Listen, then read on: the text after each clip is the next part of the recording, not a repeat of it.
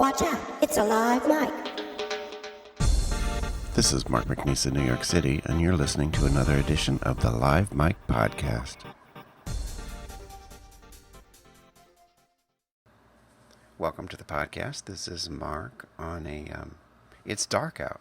I was going to say on a nice October evening, but it's dark out now. I know you're out there in Arizona. Yeah, it's 3:30 afternoon here. Oh, so it's not dark. Yep. No, it's getting dark really quick here now, and then we're going to change the clocks in a couple weeks. I think the early first week in November, so that's when it gets to, you leave work and it seems like midnight. Mm-hmm.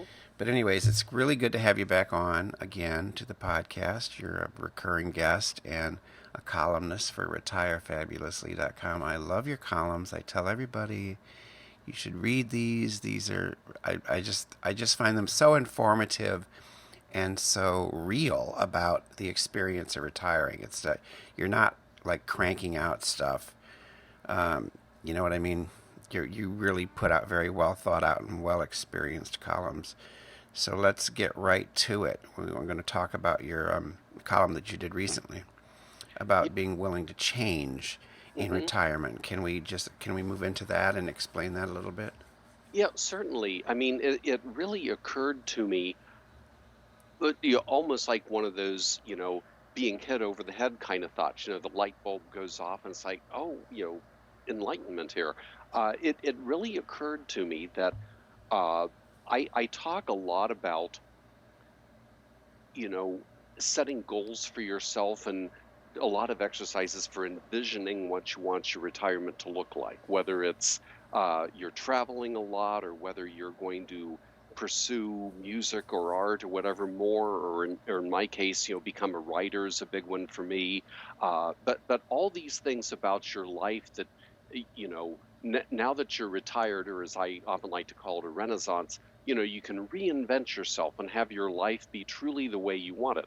I talk a lot about all that stuff, but then it occurs to me that in order to do a lot of that stuff, you really have to be willing to change how you live during your day-to-day life. And what I found happening with me is, of course, for my entire career, I've had a job in corporate America. And so that kind of dictates, what time you get up, what time you're supposed to be in at work, what time you get off, and then you come home. And even during your day, your calendar is often dictated by, what meetings you have to go to and what projects are due today. And all those decisions are made for you. And so I have lived, the majority of my life having somebody else set my routines for me and, living in a certain way. And once I stopped working, a great example is, I really want to get more serious about becoming a writer.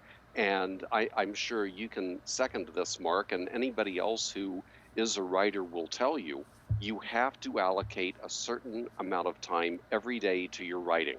And don't give that up for anything else. Don't let your household chores or this, that, or the other take away from your time that you spend writing every day.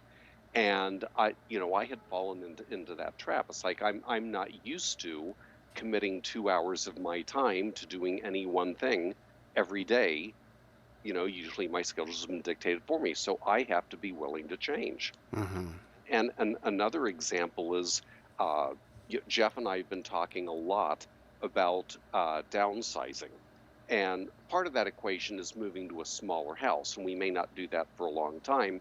But what we are very eager to get going with now is just downsizing our possessions, because we have closets full and garages full and attics full of all this stuff that we've accumulated over the lifetime.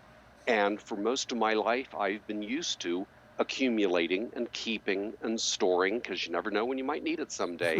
Yeah. Right. And I need to change so that I'm a person who's willing to get rid of something when I no longer need it, maybe not even accumulate something in the first place. I need to change to live my life in a more lean manner, because that's what I say I want to do. So those are just two examples, but um, what I have found, in fact, when I was doing the research for the column you just spoke of, I looked at some studies done by the National Bureau of Labor Management, and they do a lot of studies on how people spend their time, not just during labor, at work, but also in their lives. And some of those studies pertain to older adults. And it found overwhelmingly that once people start working, it removes work out of your day, but then everything else that was already in the day just increases marginally to take up a little bit of that space. With Mm-hmm. the exception of TV watching, people watched about 2.5 or 3 hours more TV every day. And so it occurred to me, it's sort of like fishing an ice cube out of a glass of water. All the rest of the remaining water just, swoops in and takes its place as if nothing new's being added. And Mm-hmm. that's how most people spend their life. They or their retirements. They stop working, but then everything else was going on in their life just kind of seeps in and takes its place, and they don't change. They don't do anything new. Yeah, that's interesting. And I would think that being willing to change would also include being willing to change your lifestyle to some extent, because I'm certainly, unless I win the lottery, I'm certainly not going to be able to travel as much as I did when I was making a lot of money. I mean, that's part of, I think, being willing to change. Hmm. Yeah, no, that's very true, and that's a good point too, because a lot of people look forward to their time after they retire as a time when they can travel more. And like I say, you either have to have saved up a lot more money for that, or you need to change and be willing to economize in other ways, like not eat out as often and not buy as much stuff and whatever, so you can still have money to travel, or look into traveling more cheaply. I mean, uh, a good example is, I mean, normally when we travel, I mean, we don't tend to rough it very much. I mean, we stay in hotels and that sort of thing. But if we really wanted to travel more, maybe we'd look into more uh, bed and breakfasts or Airbnbs, or traveling in more economical manners than perhaps we've been used to up to this point. Now, do you think that what's the dynamic? Do you suppose with a couple, like in terms of being willing to change? Well, This just popped into my head because I was realizing that oftentimes there is more than one person involved, and being willing to change can might be especially challenging when you're dealing with another person. hmm no, that's very true. That dynamic can either work, for you or against you. I mean, for one example, I have given lip service to downsizing some of this junk I've accumulated over the years for quite a while now. In fact, I ran into an old blog post from 2 years ago during my final months of working, when I wrote, gee, after I retire, I'm going to go through all my closets and my attic and all the stuff like that and get rid of all this junk. And it's like, yeah, I said that 2 years ago, and 2 years have come and gone, and that's never happened. But this is something we both want now. And so I have a built-in accountability partner now.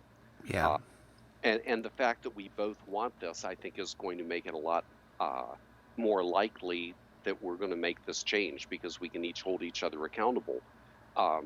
Another example, though, sort of on the other side, is I'm probably traveling a lot is probably a little higher on my list than it is on Jeff's. And we have dogs, and of course we have a house, and it needs to be maintained and things like that. Uh, so that's sort of a difference. Uh, the part of me who fantasizes about what I would like to do in the coming years would actually like to do something like, go live in Europe for 3 months, or go live in New Zealand for, get an RV and drive up and down New Zealand and see all of it and stuff like that. The more practical side is, yes, we have our dogs, we have our activities we belong to, we have our home that needs to be maintained. So those are things we still sort of need to work out as what we're going to do, to what extent, when we're going to do it, and all that sort of stuff. Mm-hmm. Now, more thoughts on that, or would you like to talk about what's coming up for you in 2016? Well, actually, I think I'd probably said about as much about that as I want. I guess maybe to conclude that topic, uh, I ran into a good quote by um, Andy Warhol, and I don't have it in front of me, so this will be a close paraphrasing, but it's like, you know, people change when they finally decide to change. Mm-hmm. Going to change before that, and once they decide to change, there's nothing you can do to stop them. And I really liked that quote. And the other thought that goes along with that is, you'll change when your reason why becomes strong enough. When my reason why is I really want to live in a less cluttered house. I mean, you don't want to see my desk. It's terrible. And when I finally get tired enough of that and I want to live in a less cluttered house, then I will change. So, you will change when your reason why is strong enough. Yeah, I like that, and I read a quote a couple weeks ago by Hugh Laurie. I don't know how old it is, but he said he was the actor from House and lots of other things. But Mhm. he said that he has concluded that there's no point in waiting until one is ready, because he's decided that no one's ever ready for anything, and that you have to just do what the things that you want to do, and Mhm. stop waiting until you're ready. Because I think that's really true too. There's so many people that wait and wait and wait and wait and wait, and that's how you wake up at 65 or 70 and think, shoot, I sure could have done more things I wanted to do if I hadn't just kept waiting until I was ready. Right, exactly. Exactly. Yeah, so um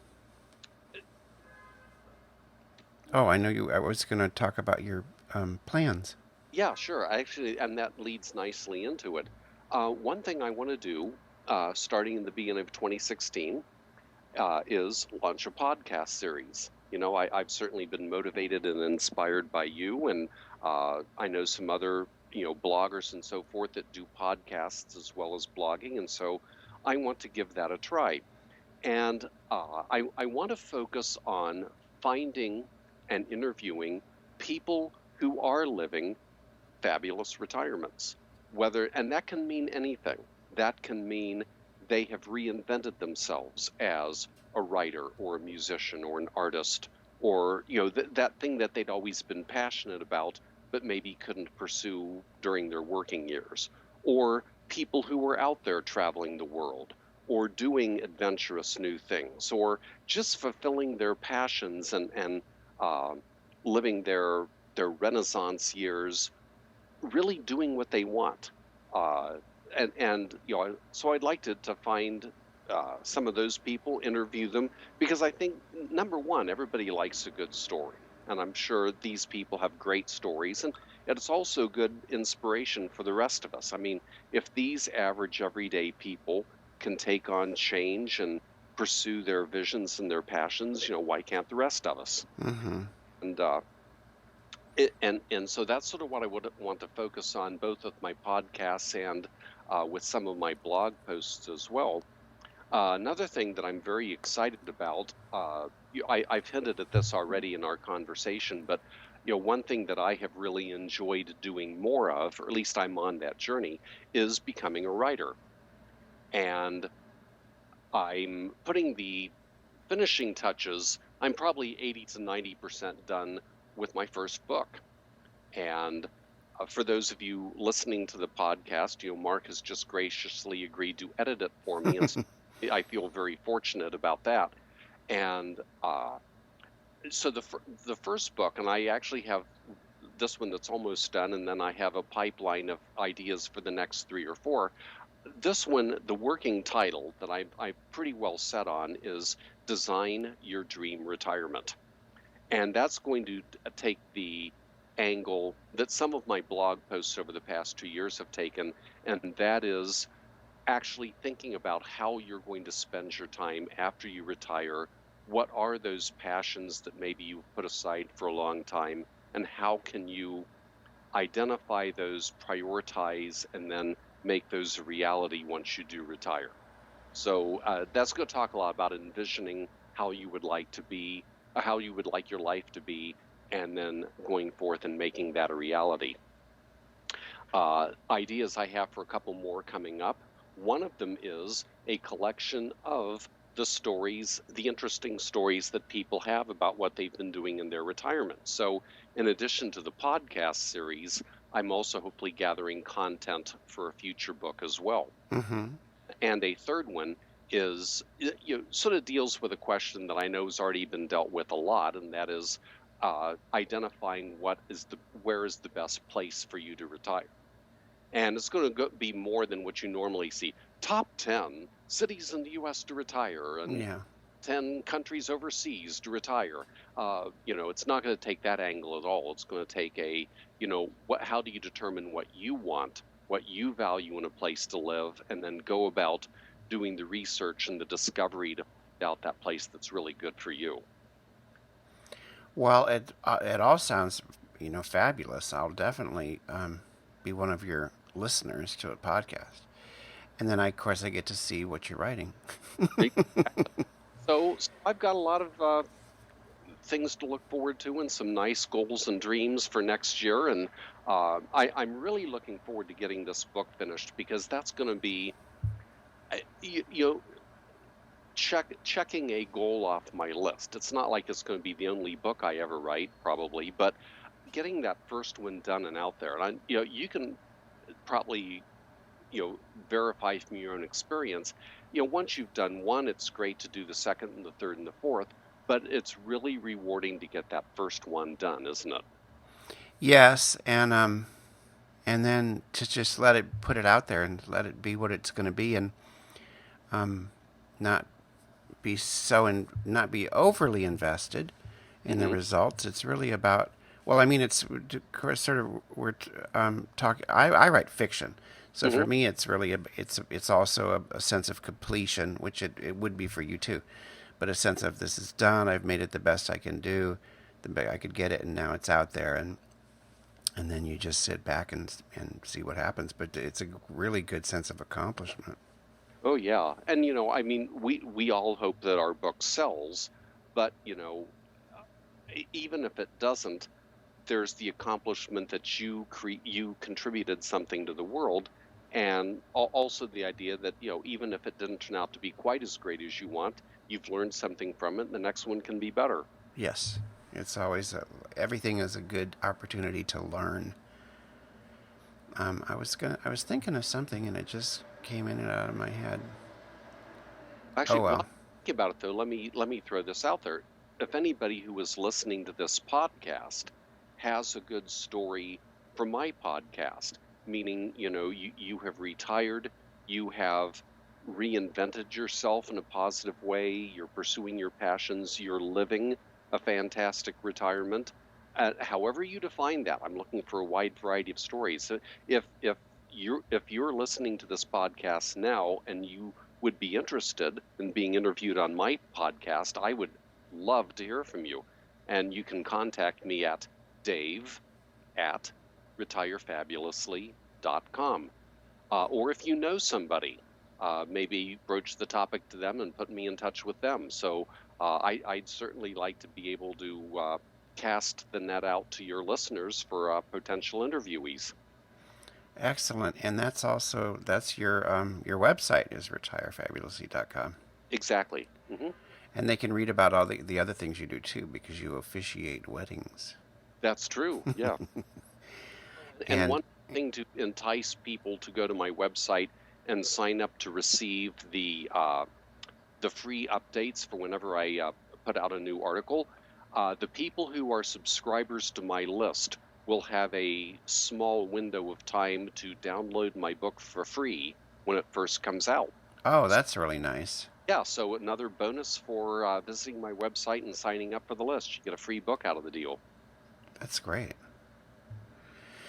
So, Dave, it's been really good to have you on again. Any parting thoughts?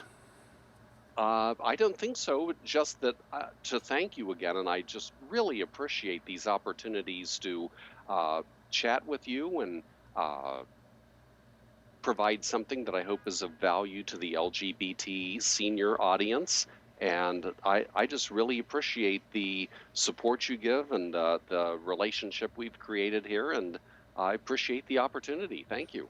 Well, I do too, and I really like it that you let me post slightly condensed versions of your columns at lgbtSr.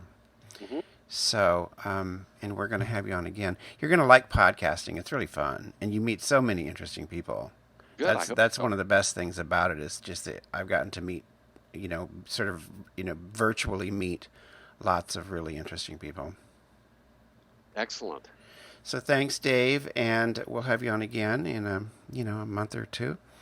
And that's it. I'm looking forward to all the good stuff that's coming down from you. Excellent. Thank you, Mark. You're welcome.